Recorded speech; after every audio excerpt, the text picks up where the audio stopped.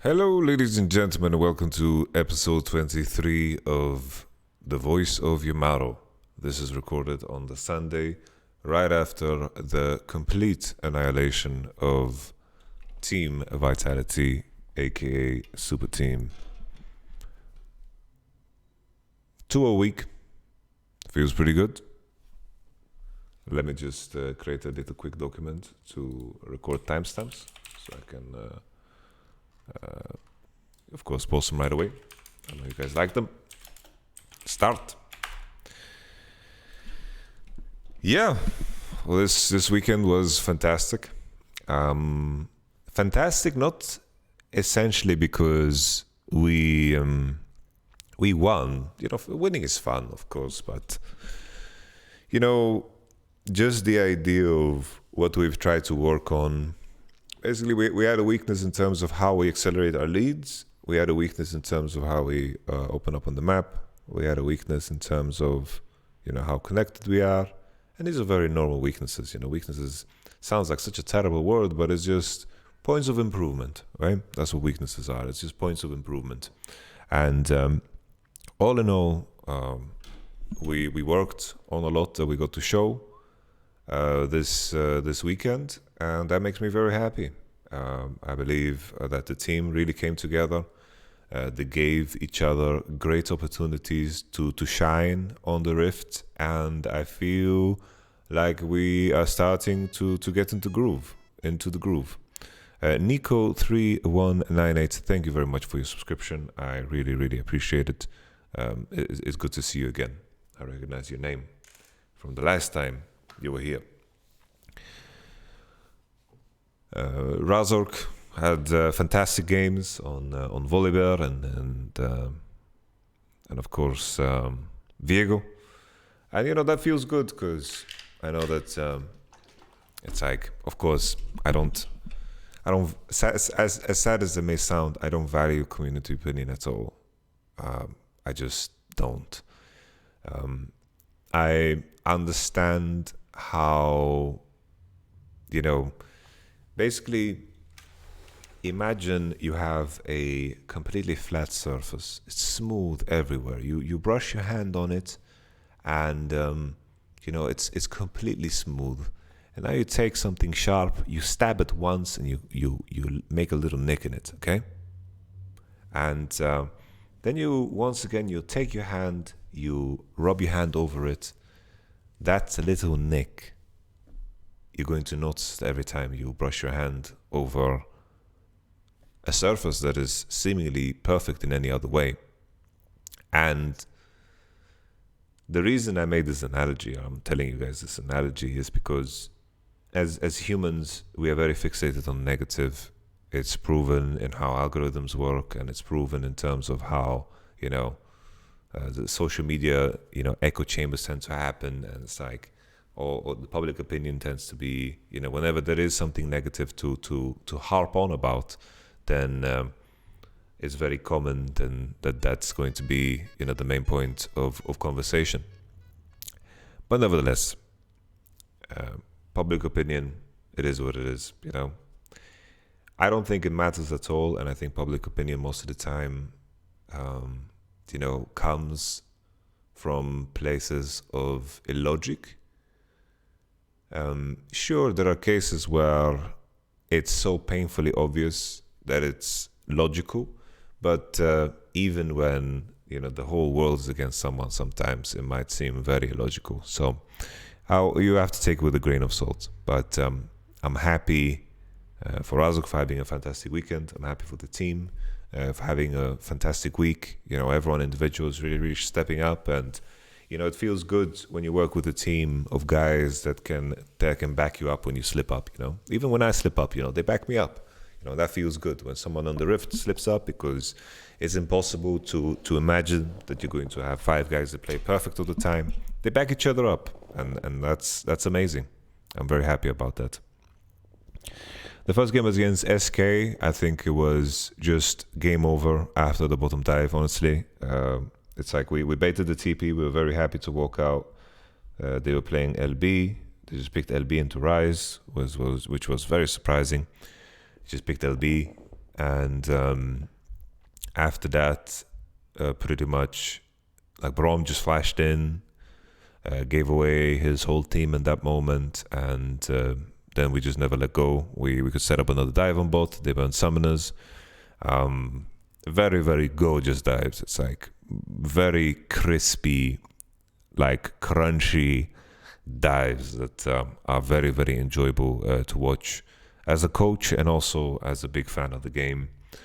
Afterwards, just complete domination. SK couldn't really fight back. They were very far behind. They were trying to look for some opportunities to flank us, but we had good research on how they are looking to flank us, and the boys just covered their ass and managed to pick up a lot of free kills due to that too. We also hit them kind of hard with the bans, I think, forced them to rethink a little bit, and it showed that they did so coming into the match against, of course, Mad Lions. SK showed a new look, and in no shape or form did we walk into the SK match disrespecting them. What I always tell my boys is, let's prepare for the best version of SK possible, and let's repay them in kind by showing them the best version of Fnatic possible. So this is my approach to everything. Like I always wish that we face the best possible version of the team that we are facing. That's the only way you can truly measure yourself. So I'm happy when the opposition plays good. But the SK game was complete domination. We get a lead and we never let go. The Vitality game, I think we had... Helium Pike was very good. Pressured their bot lane. Like the 2v2 lane phase was just so one-sided. It was so one-sided. It was crazy. They managed to get some picks left and right, but we never let go. It's like the only thing that giving up kills here and there is things that we can improve on, but all in all, the key thing is that you don't let it snowball in the moment. It's like you pay the price for that one kill that you give away, and that's about it. You don't need to pay further than that. You just accept, oh, we lost the guy, let's reassess. What are they going to be able to take over this? All is going to be good. I don't know if I thanked Harry Skills for the subscription. Just in case I didn't, I'm just going to say it again. Thank you. I'm just writing down some timestamps.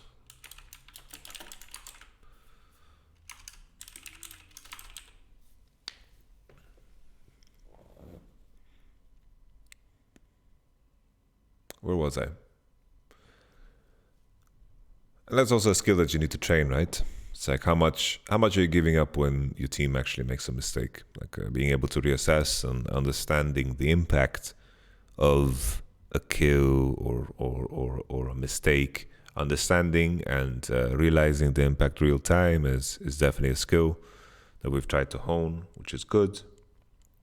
All in all, I think, we just got to play a TF game, and the enemy team couldn't really force on us ever, so we could always choose our fights, and then keep in mind looking at our champs, right? It's like we can climb every wall in the game, It's like we are ready to climb the Mount Everest with this composition. It's like we have Pike with the invisibility, we have Viego with the invisibility, we have Graves with 15 dashes, and Zeri is a champ that can jump every wall in the game. It's just so easy for us to choose the fights that are winning and stay away from the ones that are not.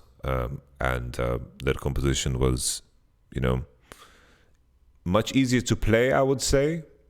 And I think a game like that showcases the potential of the roster that we have on an individual basis with everyone. It's like this is a composition that no other team would be able to play in the whole league.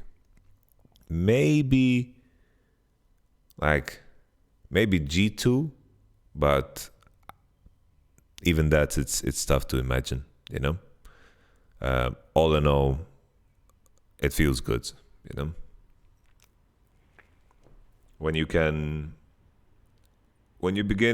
are in spring split and you begin to go outside of the norm of what is basic in order for you to pick up wins, it's like picking Corky or whatever the fuck, to just get some easy slappers. That is, that is the definition for me of progression. It's a very good checkpoint in a split. So I'm excited. I'm happy. Very happy about the weekend. We're just gonna keep working, keep improving as a group, and that's the mission always. We're not gonna slow down. It's like we have our next matches. The opponents don't matter too much. I know the fans are very excited about the G2 games, the Astralis game. Two good teams. We're just gonna use them as measurements for what we are good at and what we need to improve on. That's all they are. All these other teams in the league, the only thing they are for me is they are NPCs. Thank you very much, Pevasa6. They're NPCs. They're NPCs of our journey. Like we are the main characters. They are NPCs. Whatever comes our way, we adjust to it. This is the Fnatic saga. That's the only thing that matters to me. And once again, I hope we get to face the best version of Astralis and the best version of G2 this weekend. I'm excited to play up against them. Nevertheless, I make a little timestamp for the next topic of conversation: Super Server, North America. So I am incredibly jealous of what North America has created. I made a video a very long time ago in regards to how they could potentially fix North American solo queue, and a lot of the things that they're implementing were things that I suggested. The only reason I'm mentioning that is because I'm just patting my own head a little bit, stroking my own little ego here. I made a video a long time ago. I was like, they need to restore credibility to the ladder, and a way to do so is to inject a cash prize or just make some kind of trophy. That's what I said in the video. I also mentioned that they should create a super server. So I'm very jealous of the super server. And I believe it's something that we need in Europe too. First and foremost, we are severely handicapped by the fact that the LEC is in Germany and in Berlin. I shouldn't say Germany. The fact that we're in Berlin is... Berlin is a fantastic city. The people are lovely. It's a beautiful city. But in terms of what it should be first on the list, in terms of, building, infrastructure and using infrastructure for an esports league, the main things that should come to mind is like airport quality, accessibility around the city. It should be internet, and Berlin is very low on those lists. At the same time, a lot of the pro teams were trolled in Season 5 when everything moved to Berlin to pick up housing in Charlottenburg. And that was very troll, because this area is just so outdated in terms of internet, and the area is also very expensive. And for some reason, every EU team got debated into living in this area. And that was, of course, a disastrous take. Very silly indeed. Very expensive, shit internet. And now you can see a lot of the teams are changing offices. This week we are going to change office, which is super exciting because finally we're going to have decent ping. We had severe internet issues throughout this whole split, this whole last year. We just had severe internet issues, and a lot of the time we were using 5G routers. We were just using SIM cards to play LEC matches, because that was better than the only line that was offered in the office that we are currently staying in. We have Vodafone, 1 gigabit, 2 lines, doesn't matter, complete garbage. Vodafone is a terrible company for people that are actively playing online games. Terrible company. Sure, for the average user that just wants bandwidth, it's completely fine, but in terms of ping and packet loss and peak usage hours, Vodafone can go Vodafuck itself. Very angry at Vodafone. My previous apartment I stayed in for 2 years, also, only thing that I could have is Vodafone. Trash. Hate it.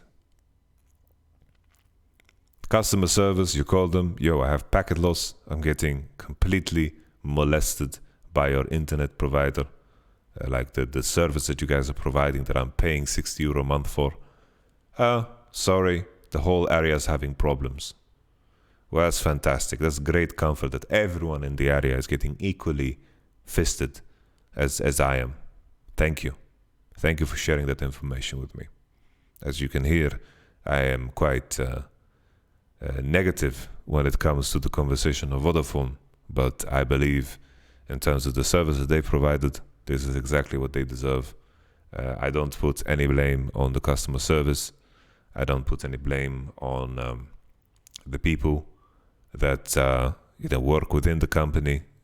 It's just, it is what it is, Like I feel really, really bad for the people that have to work customer support for such a company. It's just crazy.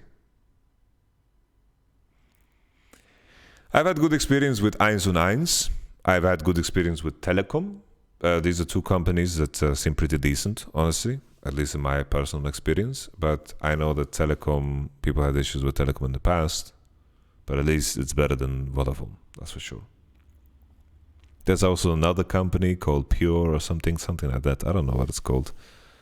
But I wouldn't say that these internet issues is something that happens everywhere in Germany. But I can tell you, like, when I stay at my girlfriend's parents' house, which is, just a little city in the middle of nowhere, I have better ping, more stable internet. The bandwidth is like 50 up, 50 down, like 10 up, 50 down, and that's it, and I'm perfectly happy. It's like the expectations aren't too high, it's just stability. That's what's the most important. All in all, new HQ for Fnatic. Yes, I hope everything happens smooth and that we manage to get there in one piece. All in all, the reason I believe we need the super server as well is we don't get to practice on the real ping, which is a severe disadvantage. Right now, solo queue is a shithole. Honestly, it's a shithole. And that is a severe competitive disadvantage. It's like, what is the mission of Challenger right now? What is the mission of Challenger? It's like the idea was that you are strong enough to be a Challenger and then continue your journey into the esports world. That's how I at least imagined what Challengers should represent. It's like if you're in top 100, you are representing the top 100 players of Europe. But that is so far from the case. It used to be like that maybe in Season 3, Season 2, Season 1. The ladder had a lot of weight and power. But now there's so much cheese in the position that a lot of elo is also inflated. We are also suffering from the problems of past seasons and abuse cases where people overinflated their elo, where champions were broken for a couple of patches, or there was a strategy in place that was just completely disgusting and abused, and those people are still lingering around in higher ranks. I don't think a player that has got to Challenger playing Nunu only or Janna only is in fact a top 100 player, right? But credit to them, right? They found a strategy that works. They're beating other players through something that is very simple and easy. But all in all, this creates a terrible experience for my players, for example, right? When they're trying to play solo queue in higher ranks, there's a Janna with Smite, there's a Singed with Predator mid lane, and then there's a bot lane that doesn't listen to pings. And that's a recipe for a game that has no correlation in terms of what you want to achieve in practice. And the biggest difficulty always with League of Legends is that there is very few efficient ways of practicing besides maybe 1v1s. There's the idea of blitz scrims, where you just play 10-minute scrims to just practice early game and you just repeat. But we don't have even a sandbox tool that allows us to, load up Hextech soul maps just to try out strategies or to do something unique together with multiple players. We cannot rerun scenarios. We can't practice 20-minute Drake setups. We can't create 25-minute Nash setup situations. We can't make practice drills. So you begin to look at every aspect of your practice and what you can actually improve upon. And right now, European solo queue is also in a quite bad state, just as North America. It's like there's a lot of streamers and so forth. This has nothing to do with Babus. I think Babus is an interesting player. There's Drutut. We have a lot of good streamers that are playing, good League of Legends. But the issue is still, the Predator players, the Smite players. I wish we would receive something as strong and potent as North America has just received. I am just stating my jealousy, because what they've gotten is truly something good. And I think, considering how big of a player base we have here and how many players are in the ERLs, I think it could create a very powerful super server here in Europe too. And it would truly be nice. Wild Rift solo queue is even worse than League. It's absolutely horrible. Well, I don't know about that too much, so that's completely up to you. The next topic I wanted to talk about, which is, might be frowned upon by everyone, but I just wanted to mention this and to just bring it up, because some weeks ago I tweeted out, who should I talk to on the Voice of Yamato in regards to learn more about NFTs? And, full disclosure, it's like I own a couple of NFTs just to have enough skin in the game to be curious about learning. And I'm not going to tell you which NFTs I own, the same way I don't tell you guys which crypto currencies I own, because I know that there are fans out there that would just think as simple as, wow, Yamato is doing it, it must be good. But in no shape or form have I spent enough time to do the research about any of these topics. So I would never put my opinion on these topics out there for digestion, right? I understand that I have amounted a significant following on Twitter, for example, for what I do in League of Legends, right? And if I begin to talk about other topics, and that's of course fine, and that's my right, I know that there's people out there that might, just take what I'm doing and copy paste it, right?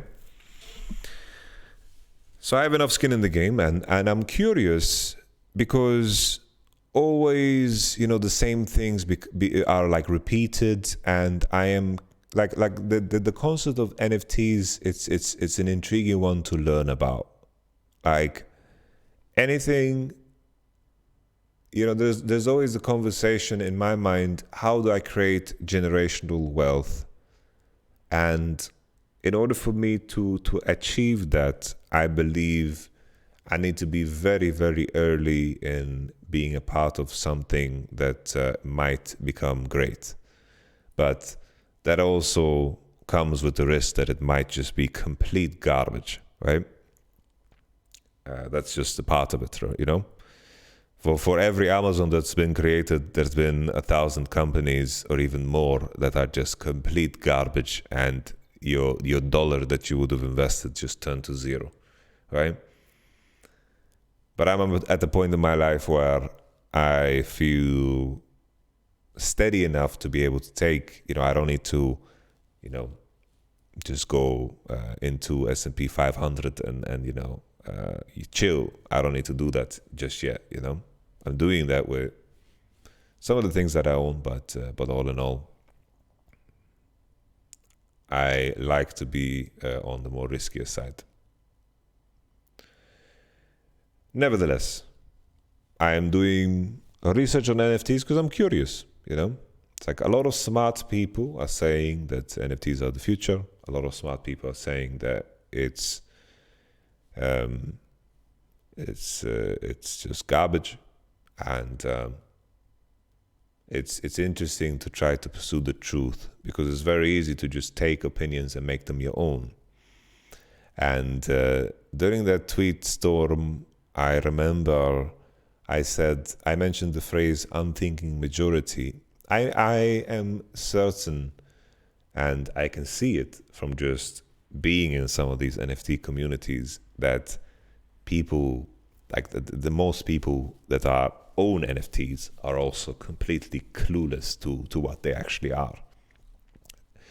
It's like so often people are under the assumption that they actually own the image or the JPEG that they have, but it's not even true.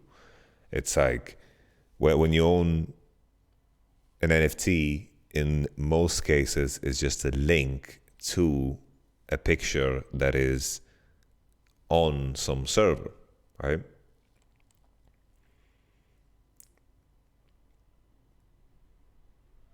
And there's a lot of dangers with that too. In my mind, what NFTs are, right? It's like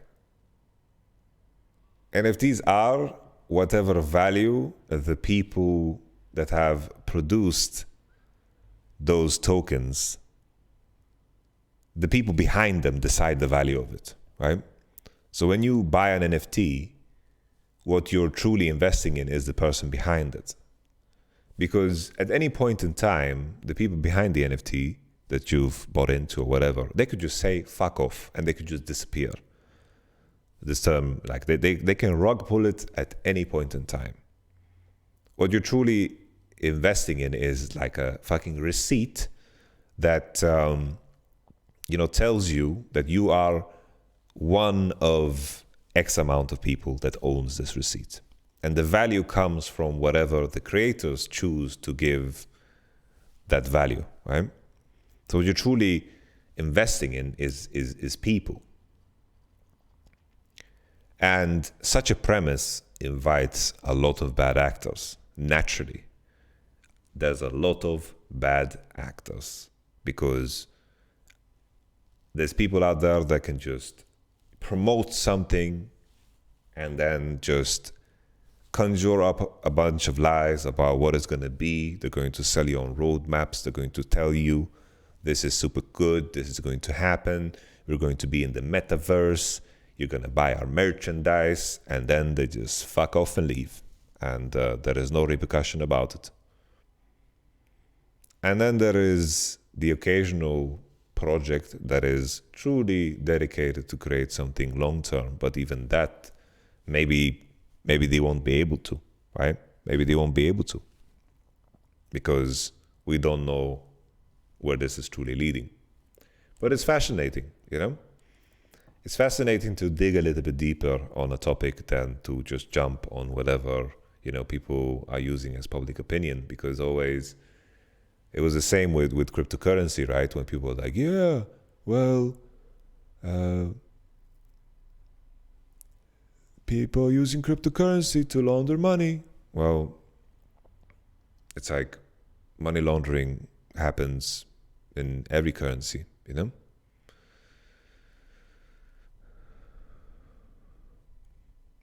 But the state of it is definitely a joke. the state of it currently is it's for sure a joke. For sure, it's a joke. I agree with that. It's like there's some, project leaders that are interesting, smart individuals, but that's about it. But I can see a world where maybe in many, many years, the concept of NFTs cuts out the middlemen, and it enables, creators to create and to give back openly, without any publisher or someone double dipping their hand into things, and just creators create, players play, and consumers consume. There's nothing over that, That's the idea of decentralization, right? But maybe it's just a pipe dream. It's very tricky to know. And then, the evaluation for some tokens, because that's what you have. You're buying a token. You're not really buying a picture, and you're not going to, necessarily, you don't necessarily own that picture. It's like whatever these people, it's not like some kind of deed that you can do whatever you want with the picture. Like maybe the project leaders can tell you that, but before it's in paper, before there's like, actual, evidence behind it, you're just taking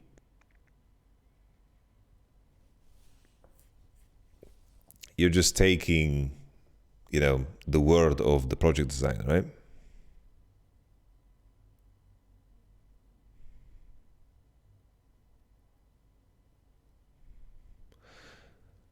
Yeah, the value is definitely controlled by the creator. Yes. It's decentralized in the sense that there is creator, consumer. There's no additional layer to it, right? Yeah, like I could definitely, the positive side of it would be, let's say I have an account with every skin in the game of League of Legends. And then Riot could choose to permaban my account, and they could do it for no reason at all, because they still have ownership of the things that I bought. I don't actually own anything. In a world where NFTs would be involved in a game, for example, and I could freely trade it. I buy something, I could sell it, and so forth. I wouldn't have this issue, right? But at the same time, the future Asia I see, if you begin to monetize every aspect of your life, everything that you do is just monetized. You play a game, it's monetized. It just feels like the rich will just get richer, right? It would be very sad. It's just in a world where everything is monetized, the people with money are going to have an advantage. At least, if I think of the context of some of the games that I played, let's say World of Warcraft, right? World of Warcraft, there's a lot of titles, there's a lot of mounts that are very unique, and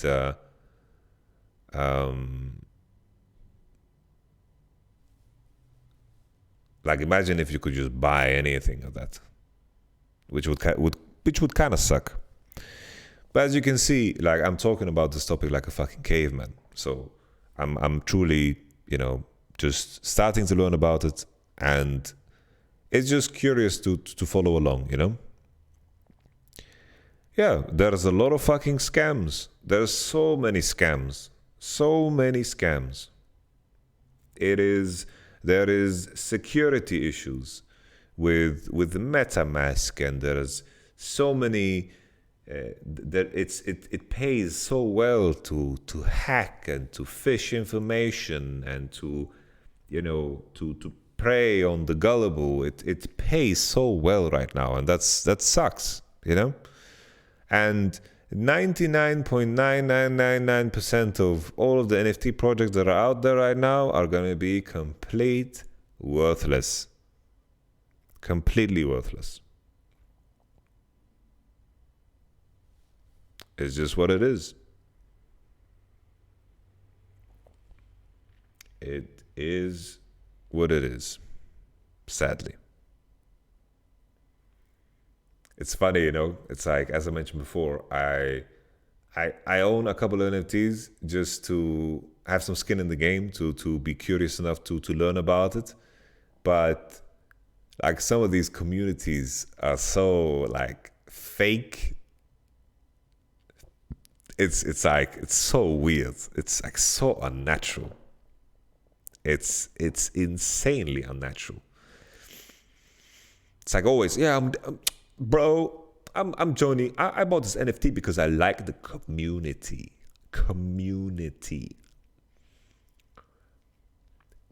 I like the community. It's like, this, I don't buy at all. It's like, I'm a part of a couple of these Discords, and I'm just paying attention to them sometimes, and I'm just looking. It's like, everyone's trying to be like so fucking overly nice. It's like, if someone in the chat asks a question, it's like, how do I get whitelist? And then it's like 15 people answer, because everyone wants to come across as a super nice guy. I'm a nice guy. I support people that want NFTs and want whitelist. Maybe it will pay off in the long run for me. This is like, everyone's like being super nice, but it's so ungenuine.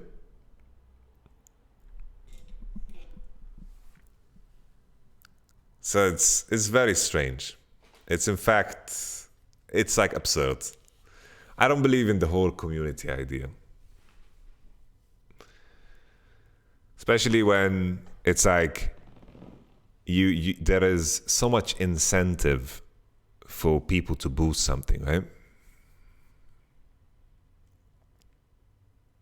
It's just strange. I can definitely see a future, where maybe a creator keeps, let's say he creates a token. It's a fan token. There's 10,000 of them. He's going to, whoever is, whoever prints out these tokens, who mints these tokens, is going to get exclusive content, and it's basically going to be like a subscription that you've paid for, right? But you truly own it yourself. And as the perceived value of that creator's creations within that community increases, the value of what you purchase also increases, and maybe there's some fine line there too. But it relies on trusting this creator to not just get fucking bored one day and just tell you to fuck off. That's the tricky thing always. It's like, you are choosing to trust someone very dearly.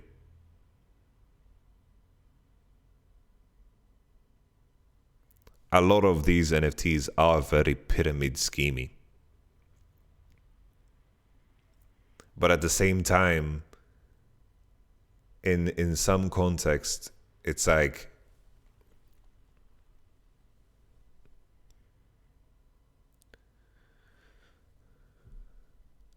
there are things that have value because people have chosen to value them.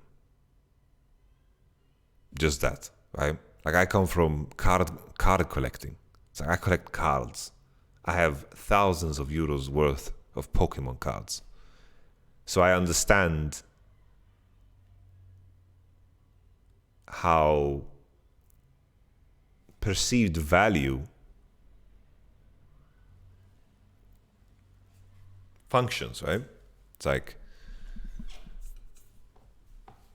like rarity, beauty, hype, all of these things play part in how things are valued. It isn't necessarily only about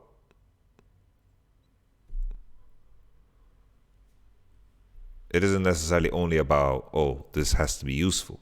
Yeah? It's also, as human beings, people are so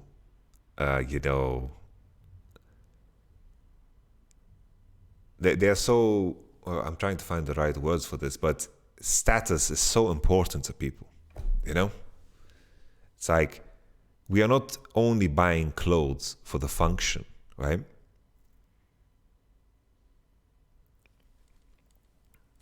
You're buying clothes because you want to express yourself. You're buying clothes because you want to, show something off. Sometimes I wear a Gucci belt. I have a Louis Vuitton scarf. Honestly, I love the quality of these items, and I know I'm like, whenever I buy an item of this caliber, I know that I'm going to keep it for the rest of my life. I just take care of it well. I have, for example, my Louis Vuitton scarf here. I got it as a gift. This is like €500, right?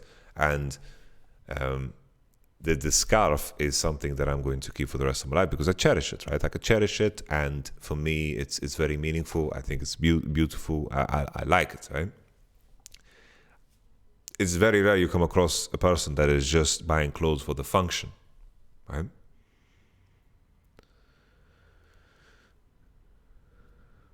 And yeah, these headlines definitely don't help, right? It's like, this NFT just sold for 8,000 Ethereum, which is the equivalent of 24 million. It's like, this can be very, enticing for the average person. It's like, wow, imagine I'm going to invest in I'm going to find the next crypto project, and it's going to be the next CryptoPunks. And it's going to be fucking crazy. I have one of my fucking Mebdi millionaires. Then he goes to his friend group. Like, yo, guys, I'm fucking investing in NFTs. I found these fucking lizards. These lizards. Some of these lizards, the rarest ones, they have fucking laser beams coming through their eyeballs. And they are so fucking cool. And the community. And it's like, those are the people that are going to get so fucking griefed and burnt by this. Yeah, that's also a really fucked thing, How often is that just selling to yourself to pump the price? That's also a fucked thing with the whole... there's a lot of fucking issues with with NFTs. A lot of fucking problems, But let's be honest. Which system is without flaws? It's like, which system is without flaws? Is the stock market without flaws? Or have we just gotten used to it? It's like, we've seen some of the fucking issues with the stock market. Sometimes some blue chip stocks also fluctuate insane in prices. And there was the moment where there was a short squeeze of GME and they had to stop. It's just, there's like a lot of the systems that we rely on today are really fucking flawed. Even the idea of money is really fucking silly. It's like, money is like, we believe this is money.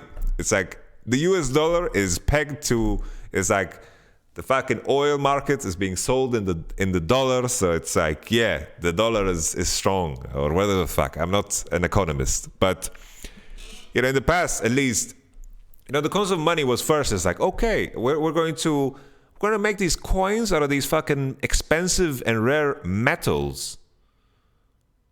It's like, we're gonna have these rare metals, and they are useful. You can find a use for them. It's shiny. You like it. It's gorgeous to look at. We're going to use this as the currency of the town. And then it expanded like that. And then one day, some guy wanted to buy a house. And he's like, oh, shit, dude.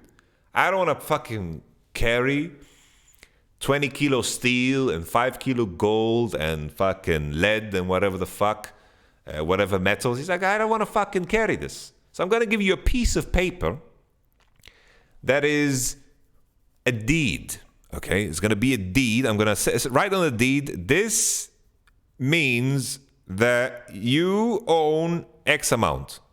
And that's how bills happen, right? It's like a dollar bill. It's just a fucking piece of paper, right? It's fucking printed, whatever. It's just a piece of paper. Then eventually, this idea of supporting it with gold or any metal is just disappeared. It's just gone. It's like, no, it's just paper. It's just when people say that, there's a lot of fucking flaws with NFTs for sure. Like, don't get me wrong, guys. There's so much shit.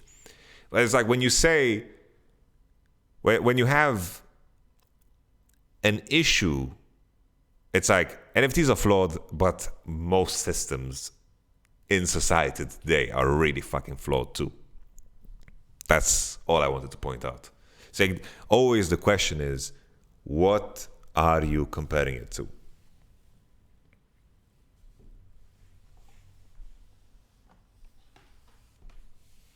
It actually started for trade to avoid pirates. That's very fucking interesting. Maybe I should look up, the history of money. It's very interesting.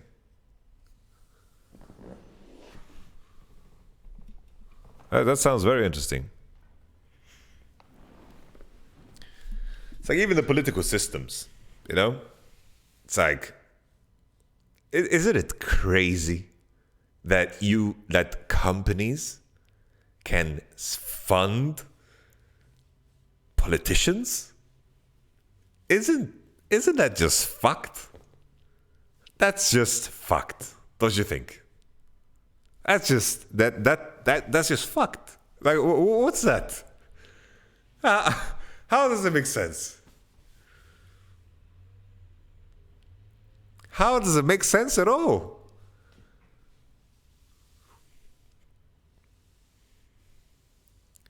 And it's like the political system, the problem of it goes deep,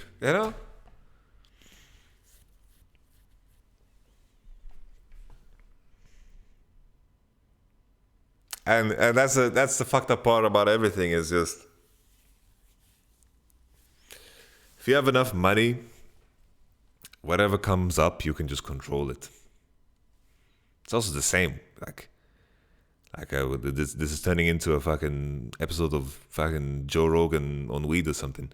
But yeah, it's literally legal corruption.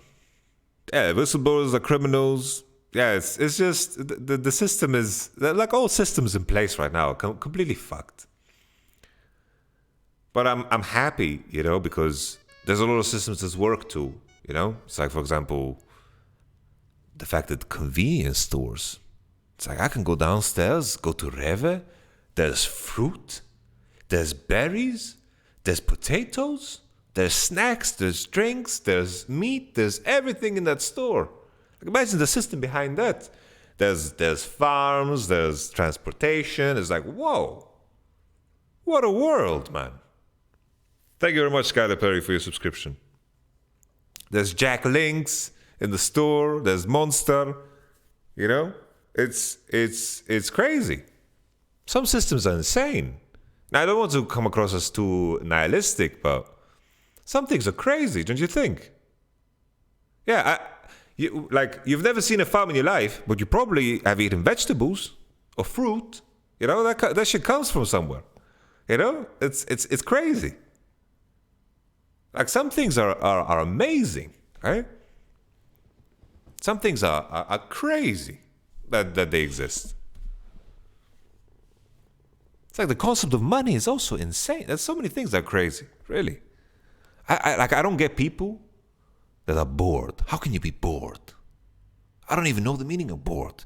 I don't have enough time. How can you be bored? How can you be bored? It's impossible to be bored. So many things to I literally, right now, I want to learn about the origin story of money. Someone said that it's because of pirates.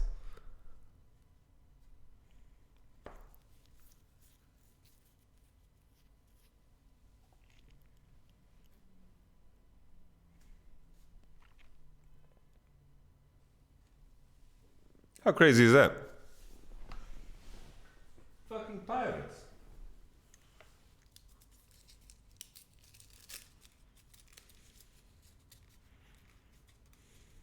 Yamato is a communist confirmed. No, I'm not.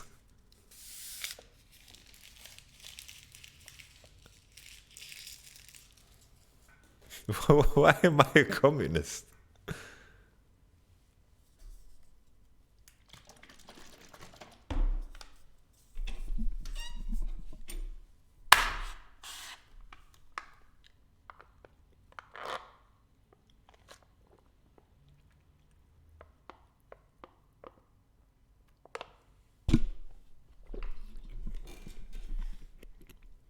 That's fucking funny, Mitch. But yeah, once again, guys, I'm never gonna ever say I'm never gonna partner up with a fucking NFT project or whatever the fuck. I would never fucking peddle anything to my fans that could be potentially dangerous. No fucking way. You know? I don't know enough about it, and I probably never will because I'm busy. It's like I'm gonna talk about League of Legends. You guys get to listen to me about League of Legends because I'm an expert in League of Legends, and that's why you guys follow me in the first place. But I know that people also like me, so it's like I'm not a hairstylist, but people are asking me like, "Well, how did you do your hair? Like, what's your routine with your hair?" You know, well, it's like sure, I'm gonna share that, but it can be potentially very dangerous, so I'm not gonna fucking talk about it, right? Just I wouldn't want my fans to get sucked into these shitty NFTs that I bought. You know, it's fucking no way. And I only did it to have skin in the game because I'm curious. I'm really curious. I'm curious to learn more because I haven't learned enough. But it's funny, right? It's funny how negative the reaction was when I said, "Who should I bring on the podcast? Who should I bring on the podcast to talk about NFTs?" The reaction was like, "Oh, global warming, bro."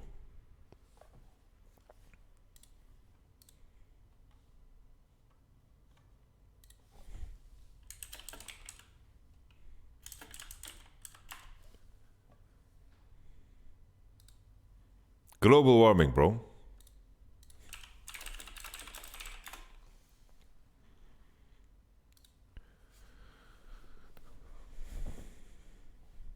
I checked it, yes. I answered you, brother. It's like those the outrage police was crazy. You should have a politics podcast. No fucking way, man. No fucking way. It's like I am Palestinian myself, so it's I am very biased because my ancestors were robbed and my ancestors were murdered in cold blood. So I am biased. My grandfather's brother was killed in front of him. So I'm biased.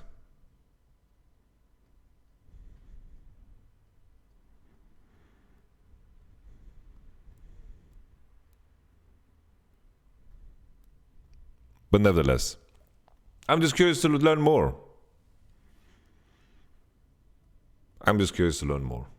And I think people should be allowed to do that, you know? Yo, Yamato made your new TikTok. Go check the FSC. I tagged you. Bro, could you send it to me? I don't have notifications on anymore for the FCC. Could you send it to me directly? We DM'd a little bit. I'm super grateful, John. You the man. Thank you very much. I appreciate it.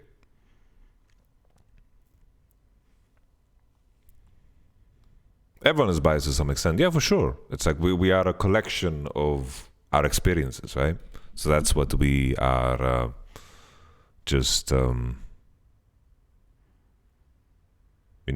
projecting outwards, which is a collection of our experience. I'd say it's more nurture than nature.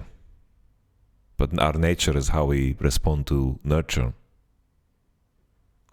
That's why more discourse is necessary, not less. Yeah, I agree. It's like when you begin to ban ideas and cancel out people's rights to speak about things, it's like if what they're saying is so dumb, just beat it with better speech.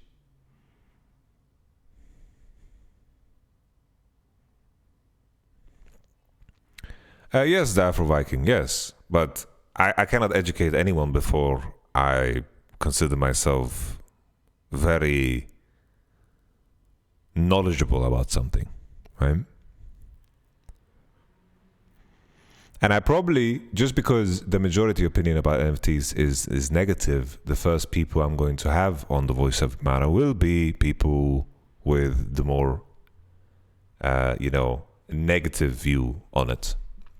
I had a chat with a man who made a very, very good video in regards to it. I believe his name was John. John. John, John, John, John. John, John, John, John, John. I spoke to you, John. I'm trying to scroll. I'm scrolling. I don't see. John Cena, yeah. John Cena. When does the podcast start? This is the podcast, man. This is the most scuffed podcast on the planet. You didn't even know that the podcast has started. This is fucking hilarious. Yeah, Josh. His name is Josh. His name is Josh. Josh Strife Hayes made a nice, very simple video of NFTs, and I was thinking of just having a chat with him. Josh Strife Hayes. I believe Mr. Folded Ideas would be,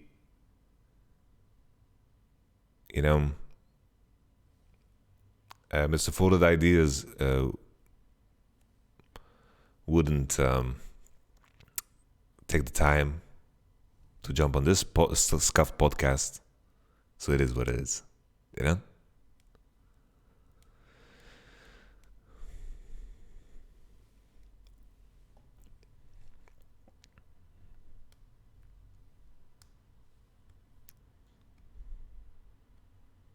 John sounded cooler, to be honest. Papa John. And nevertheless.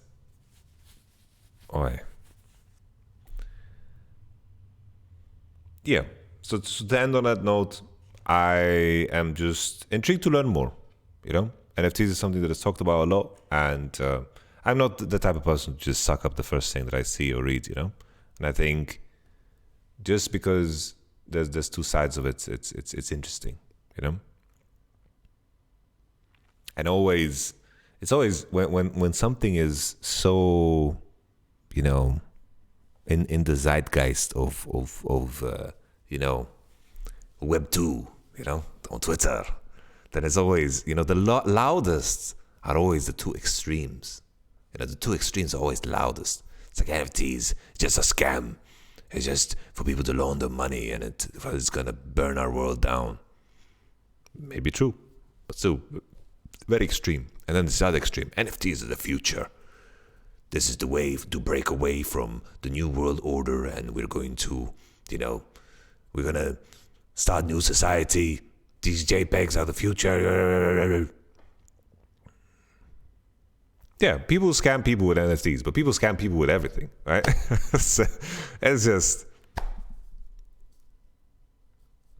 it's just, that's just it, That Latvian guy, you show up every now and then, but you drop some IQ in the chat, Appreciate you. And I was shocked when people said, people assumed that I have a bias because I am for NFTs or something. No, not at all. It's like, I think if you have the standpoint that you need something to succeed, then that's fucked. But I would like to know beforehand, before something succeeds, if I believe in it or not. But I would never try to use my influence to try to sway the value of something. It makes no sense. It's like, imagine I purchased GameStop stocks and all I did all day was like, GameStop, yeah baby, buy GameStop today. Fuck yeah. No, this would be horrible. Like this is terrible.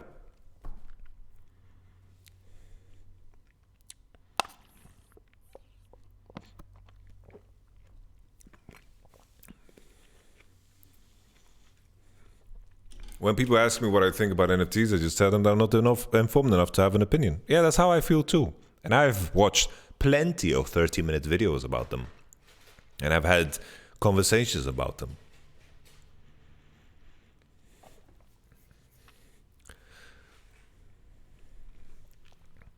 But I understand far enough that it's like an NFT is a unique token created on a specific blockchain that only functions on that specific blockchain. And the value of that token is determined by the creator of said token. And basically what it is, it's like you're a part of some kind of club, some kind of club. It's just the danger of it all is the moment the creator decides to... I can imagine the issue. It's like, imagine I'm an up-and-coming rapper. You have an opportunity to invest in the future of my rap career, and you can purchase this token. You can mint it. The money goes to me. And then if my career takes off, you're going to be able to also increase the value of this said token.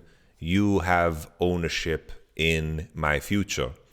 But the moment I, as a creator, like imagine you guys have all these tokens, they're being traded around and they're being sold back and forth, and people are excited about my career.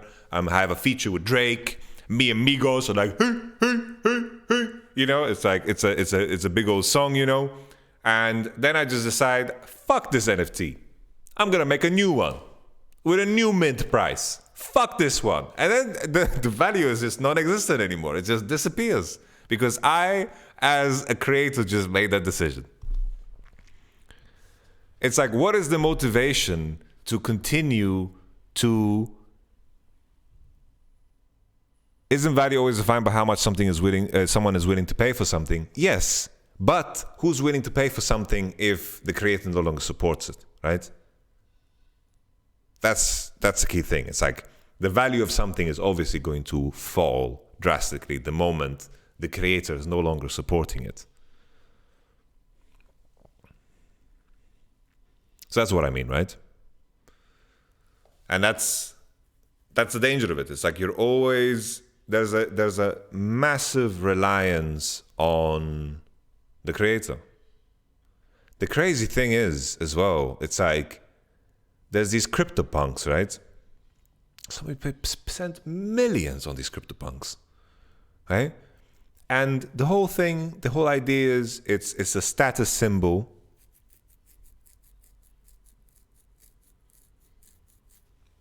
It's a status symbol, right?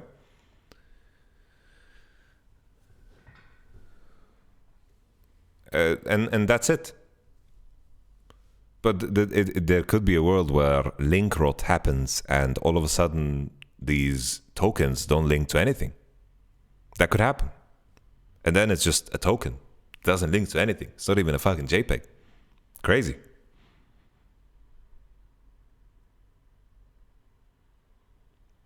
Thank you very much, The Bad Dream 7, but the only thing I know is that I know nothing.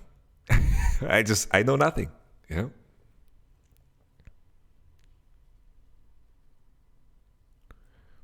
It's just, it's interesting, you know, this interests me. I'm curious. I just want to learn more, you know?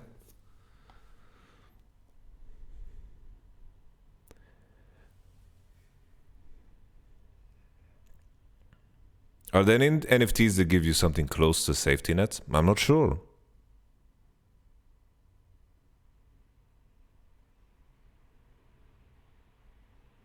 I'm not sure.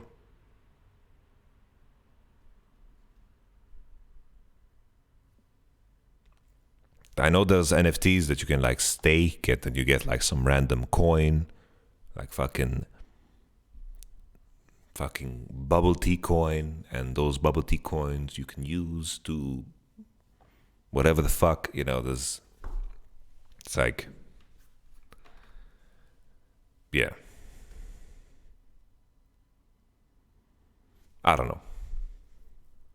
I'm not there yet in terms of my knowledge. But I'll keep you guys in the loop.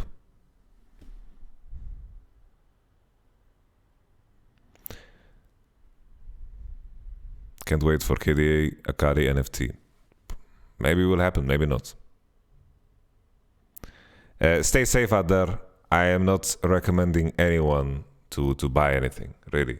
Don't. Do your own research. Do whatever the fuck you want.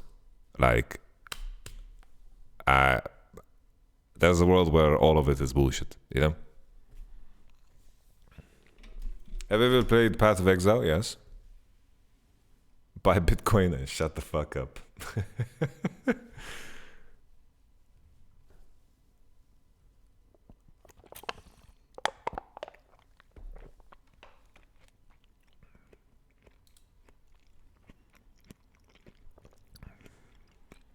Yeah. As I mentioned, it's like I own a couple of NFTs just to have enough skin in the game to care. But I am ready for those NFTs to hit 0. It's the same, right? It's the same thing happened in the crypto world, right? It's like you have the big players that have stood the test of time. You know, Bitcoin has been around for a long time, and you know it's always fun. It's like, yeah, Bitcoin has very little use cases, but it's like the dollar bill has billions of use cases, and the value of that is still depreciating, right? So it isn't only about use cases, but nevertheless. And then there's all these shit coins, so many shit coins. It's like 99.999999999% of all these fucking coins that say they are the Bitcoin killer, Ethereum killer, also garbage. So much fucking garbage. And it's the same storyline, always the same headline.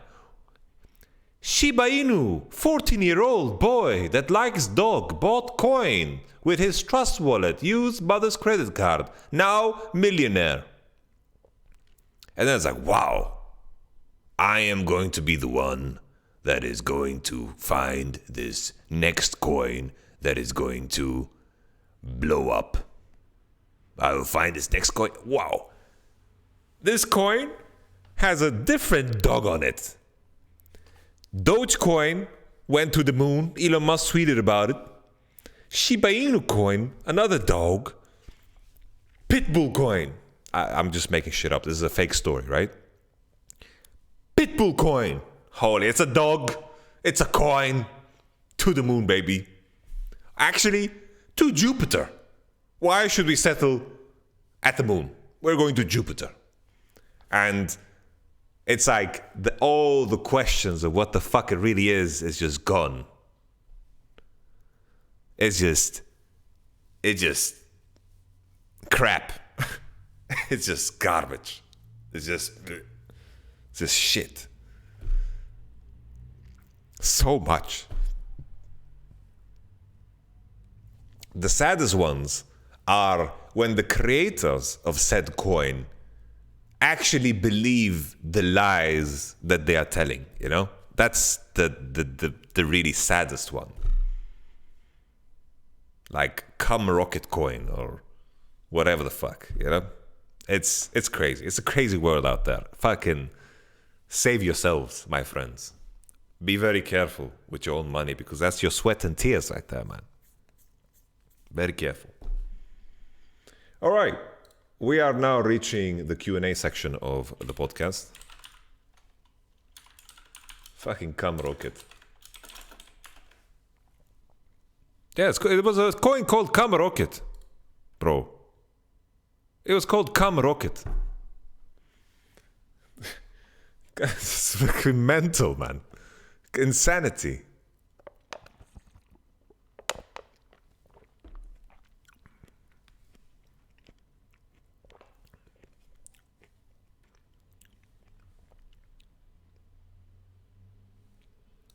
Fucking ROCCAT. There was, oh my, like the amount of Elon Doge. There was Elon Gate, Elon Moon, Moon Elon, Moon Tesla. It's so much shit. So much shit. And it's like the whole idea is like, yo, I'm gonna get fucking rich. I just need to buy early. The coin is cheap. Look at how cheap it is. I can buy 2 billion coins, baby. I can buy 2 billion cum rockets right now. I can buy 2 million cum rockets. And if cum rocket goes to $1, I will have $2 million. And then it's like, but bro, do you realize with the how much the market cap would be if cum rocket would go to $1? It would be valued at like $6 trillion. Do you think that makes sense? Like, would it be valued higher than Apple? Is that what you're thinking here? Really? You believe in cum rocket that hard because of the logo and the meme? Really? Okay. That's a very good investment plan. Really. This cum rocket is definitely gonna be just more value than Apple one day. That's for sure. Jesus. Same thing in NFT world, really. Like, same thing in the NFT world. So many fucking random shitters, you know? Really fucking random shitters. And it's like, what the fuck? It's like, some of these like, fucking NFTs, it's like, like, random JPEG, 64 pixels picture, whatever animal you can think of. It's just mention an animal, all right? We're gonna make an imaginary NFT right now. Like, let's make mention random animal, guys in the chat. Give me some random animals. Just mention an animal. Cat, too easy. Dolphin. All right, we're gonna make an NFT called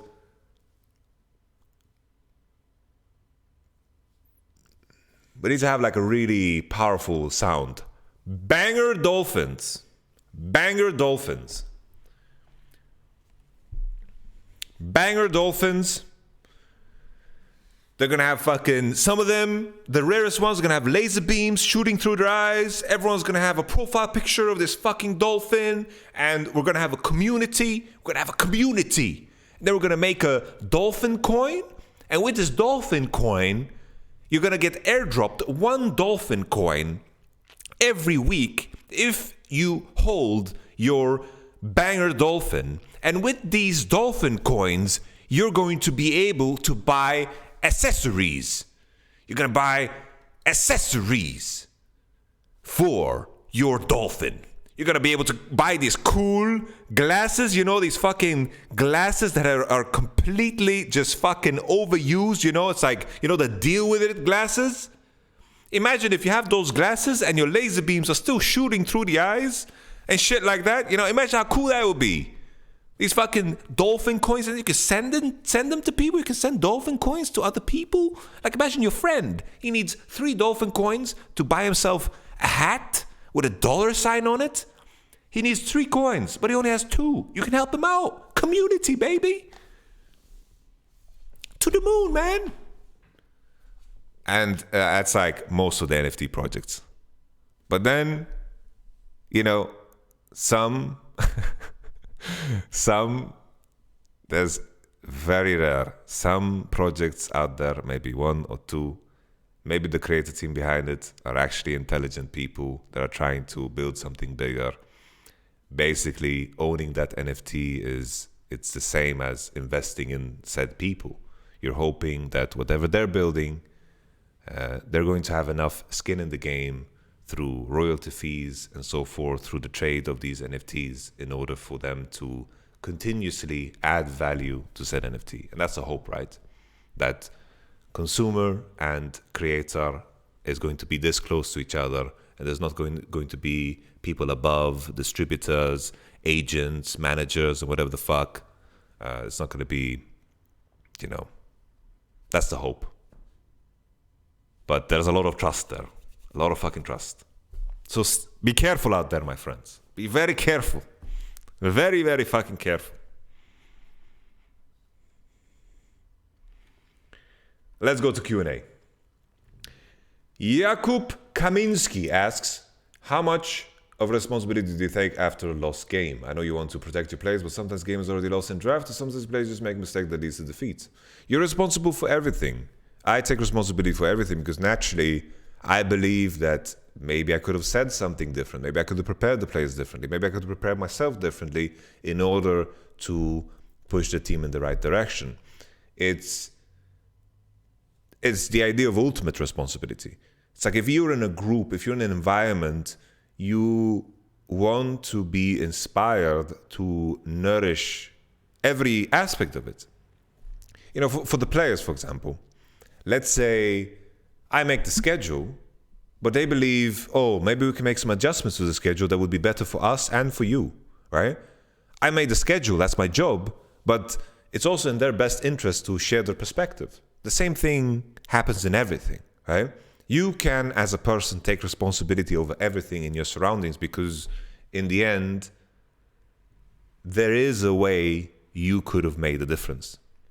And to believe the opposite puts you in a position where you're not powerful. You want to empower yourself.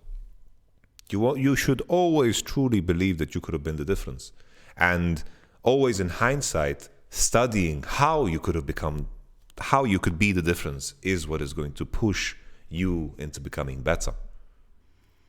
If for example, the day against Vitality, I'm going to study that day and see the things that we could have done different as a team.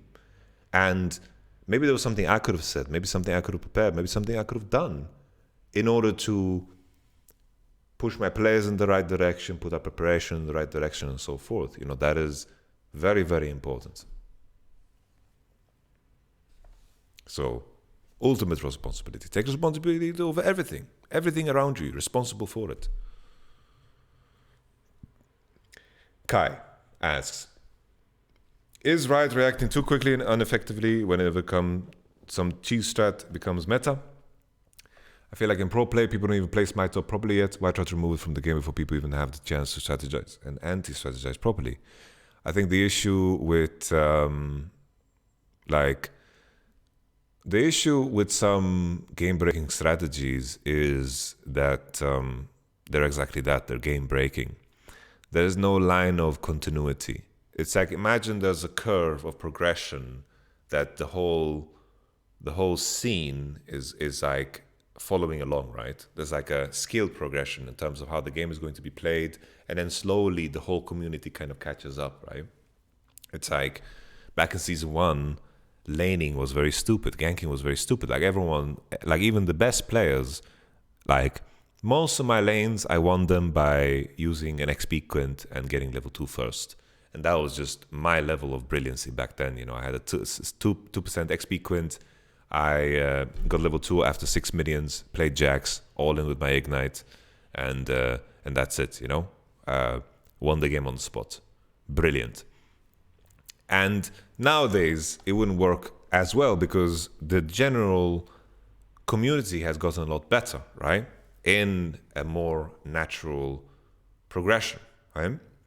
And if something like this occurs, it requires the whole community to relearn the game in a very different manner. And it's too drastic of a change. So I believe things like this should be fucking hammered down to the ground as soon as possible. I believe that Riot didn't acted fast enough because it was too far away from what the idea of what League of Legends is currently for the average player. That's the problem.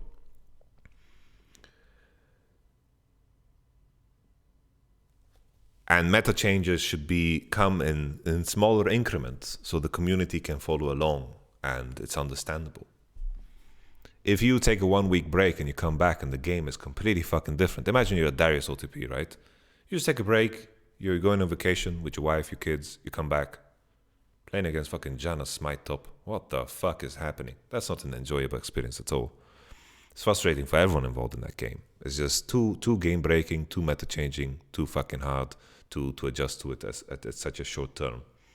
And meta changes are sprinkled in slowly, and the community can adapt to it more effectively. Because if the game changes too fast, too rapidly, I think a lot of people will they would just push out a lot of players from the game that they've created and a lot of aspects that people enjoy. And making top lane into such a non-factor is truly, a mistake of theirs. But at the same time, it's very difficult to predict, I imagine, for them, all of the abuse cases that have occurred. But if you remember, I was doing this on stream day one when TP changed. So like TP changed, and like I was doing it not when TP changed. I was doing it when what's it called? When they just changed the bounties. I was playing Sona top. I laned to level 3, base for my spell thieves, and then I just started roaming. That's what I did.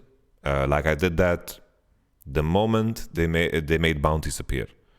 And I knew Spell Thieves was fucking broken, and Spell Thieves is the most cost-efficient item in the game. It's like so fucking ridiculously broken.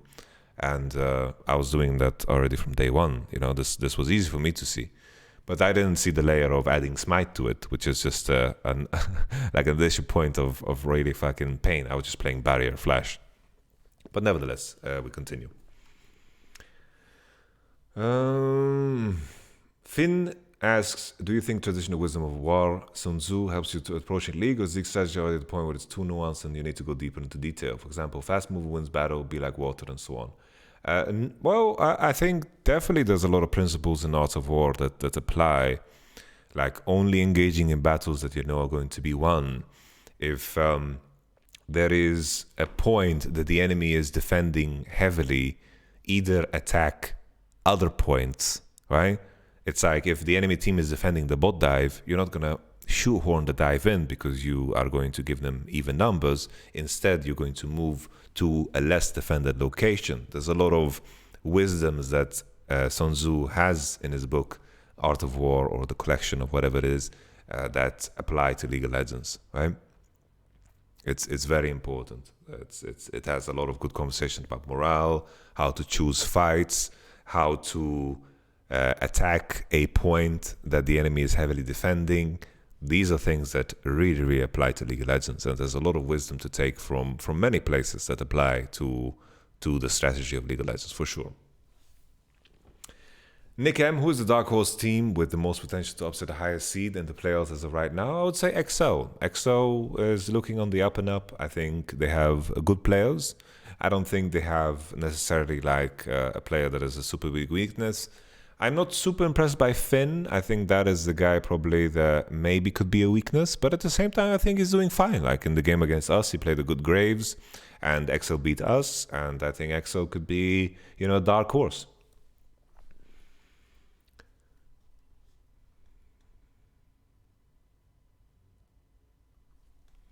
Have you ever considered scrimming the academy team? Yes.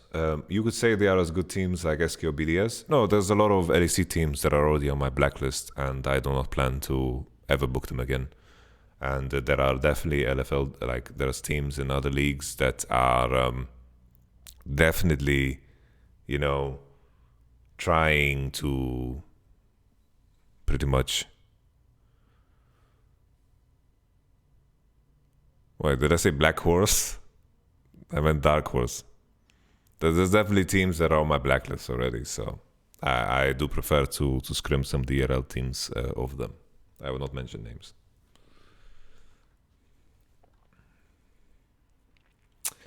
Coach, give advice. If you had one balance change, not champion or item related, what would you do and why?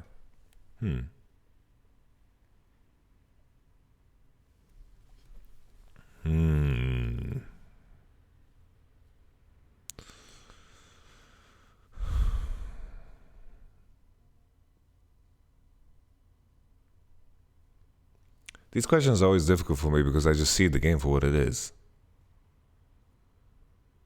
It's like, I don't have any bias in terms of how I believe the game should be, because I think the beauty of the game is the imperfection of it. The imperfection of the game makes us able to always explore new things within the game. And if anything, I think the Smite thing top should have just been hotfixed earlier, but at the same time, the fact that it's not, I believe, is an advantage for us, because probably in LEC we're the only team that are ready to play it. So all in all, I just take whatever comes my direction in terms of what the game is, and I just adapt to it. It's only natural, right? I don't really have like a change I would want, Like, there's some champions that I believe are not so good for the game that maybe I would want to remove. Like, I think Irelia, Yumi, Zeri, I think they break a lot of rules of the game, and I don't like that too much. But at the same time, they create a little bit of chaos, which is also nice. Iliam asks, how do you motivate the players after an O2 week? How do you feel after winning or losing a weekend? The important thing is, what do you have in place? What do you have in place before the results? That's what's important. That's what's going to define you. Because sometimes results the results don't necessarily tell you the whole truth. Sometimes results can even lie. You could be winning and playing bad, right? So results don't tell you the whole story. So it's just a question of what is the system you have in place to improve. Because if you are going to make your decisions based off of you winning or losing on the weekend, you're going to just make emotionally driven decisions. It's like, if the moment you lose is the point where you're choosing to make major changes, then what is the structure that you put in place from day one? Do you believe in your structure so little that the moment you lose one game that you want to change everything? And the same way about winning, it's like, if you win, is that going to blind you to the truth about the process that you've created so far? The only thing that is required of you as a competitor is to always refine the process regardless of the result. Because let's say you have a 3-0 weekend in a super week. For starters, that might sound good to the ears. But let me give you some details about this 3-0 super week. This didn't happen this year. But let's say you go 3-0, but it happens that the teams that you beat, they all were insanely sick. They had shit internet, and they just didn't know how to draft, and they couldn't practice for 3 weeks, and you beat them. Those details matter a lot, right? And maybe there were things that you were doing in these games that were inherently terrible, but you just got away with it because the enemy team didn't give you enough resistance to really highlight it in the result. So if you're going to only look at the result and do results-based analysis, then you're in a world of pain, because the truth is in the gameplay, not in the result.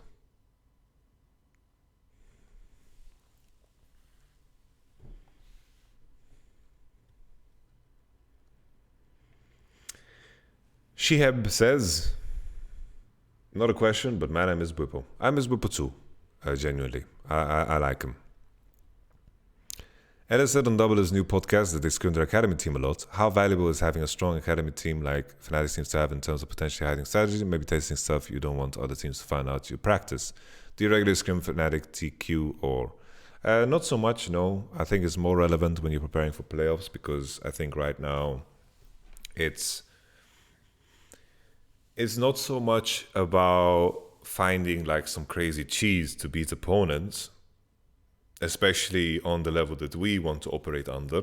It's all about just refining gameplay, because I think gameplay in the end is more important than finding some niche pick There is an advantage in creating, your own bubbles in terms of what you practice. So it's like one big advantage that C9 have is that they're going to be the only team in the league that plays the way they play.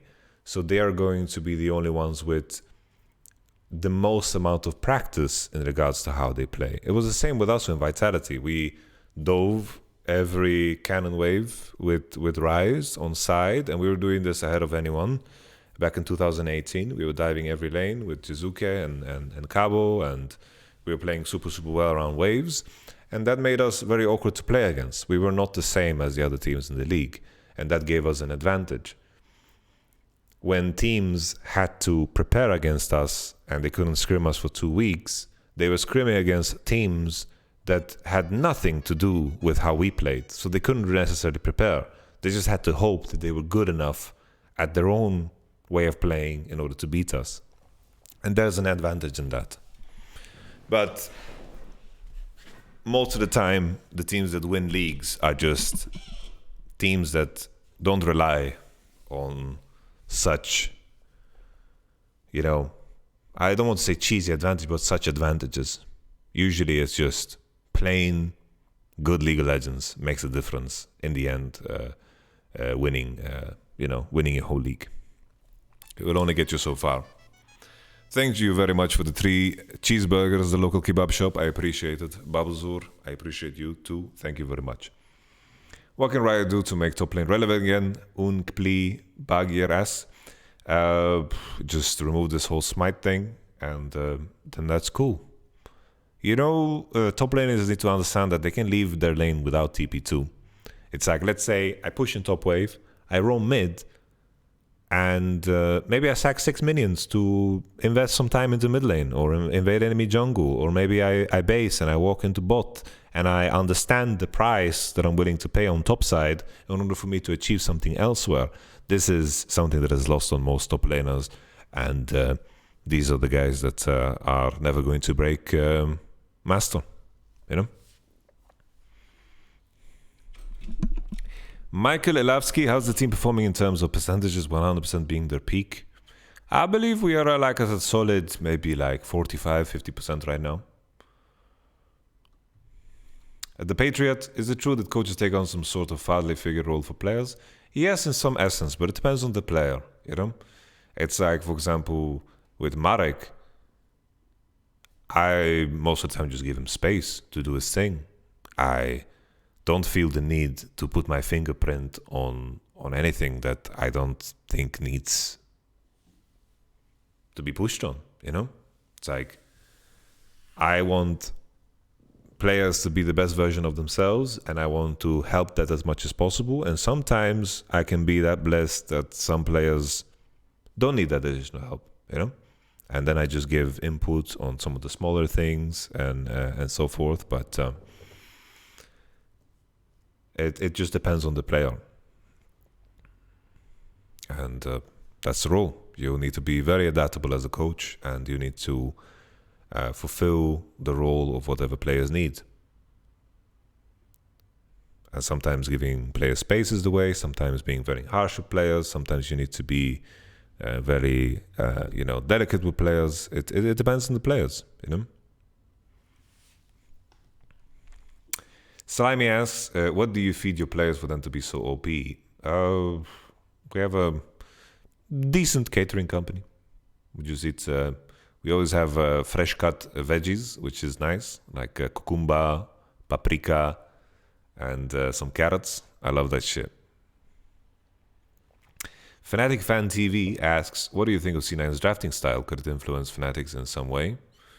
Well, the only unique thing they've done is just play Enchantress mid, right? I don't think...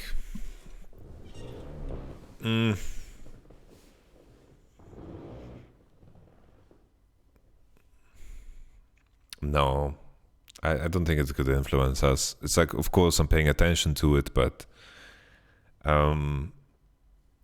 I can say so far that I haven't seen anything that would make me want to like, wow, this is something we need to really try. But at the same time, there's only been 3 games, and it's very low volume, and I'm also not scribbling against C9, so it's hard to know for sure. Mitch asks for opinion on importance of nutrition in sports and how heavy certain teams lean into over other areas. I believe it's so tricky with nutrition, right? Because the immediate benefits of having a good diet, it's more about counteracting the bad more so than achieving good. Because you could eat healthy and maybe just feel regular and normal. But if you eat bad, you feel terrible, right? You're just going to have a fucking food coma. You're not going to be able to concentrate. A lot of the energy that your body disposes of is being used to digest food. And that is not ideal, right? That's not optimal at all. That is, in fact, quite troll. And all in all, I believe nutrition is insanely important. Sports as well, because I think it's very easy to underestimate how much energy it takes to get through a whole best of 5 and to be able to concentrate. And conditioning yourself and your body in preparation for that is very important. I think it's important to do it with the context in mind that it should be functional. It's very important to have functional strength. It doesn't make sense if we would train physically like Dorian Yates would do in his prime as he's trying to become, Mr. Olympia. It doesn't make sense.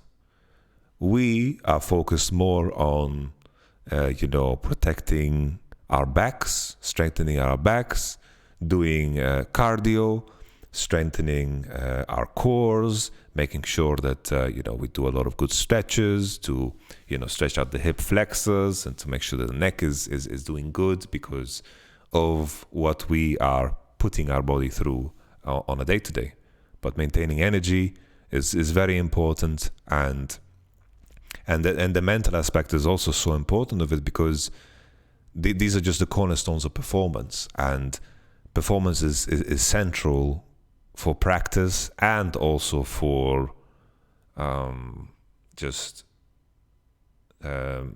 competing, right? If you are unable to perform and play to your best ability as often as possible, just because you're missing out on some of these cornerstones of performance, that is going to, be a big detriment in the long run. But I think it's important to keep the line of making sure that it's functional. Because we are not preparing for marathons, right? But generally speaking, exercising is good for you. It helps you sleep. Sleep helps your digestion of information, and it helps your digestion. And it's like sleep is the most important thing. Like sleep is so broken, and it's just, it all goes in circles. It's like you eat well, you can exercise well, you can sleep well, and you get yourself your sunlight. These are very simple things that is going to it's going to improve any facet of anyone's life. It's like just moving, sunlight, drinking water, eating, whole foods. That is going to be beneficial to anyone. Yeah. These things are just so broken. Very easy for anyone to do. To drink water, get sunlight, sleep. Really broken. It's like when I heard that, I read this thing about how humans are the only mammal in the world that intentionally deprive themselves of sleep. That sentence in itself is just crazy in my ears. It's like, wow. Yeah. But nevertheless, let's round this off.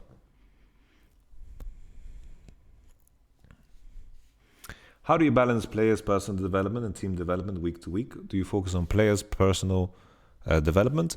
Well, it's kind of you kind of do both at the same time. You know, it's like when I have them in group, it's important that I focus on the group's development, because I understand that players' attention span is very limited. So when I actually have them together as 5, this is holy time. This is like religious time. I need to be very good with the information and confident in the information I give to all of them, because the moment any of the players feel like I'm wasting someone's time, that's not going to be great, you know? So when they are together as 5 and I have their full attention, I make sure that it's something that is relevant to all of them.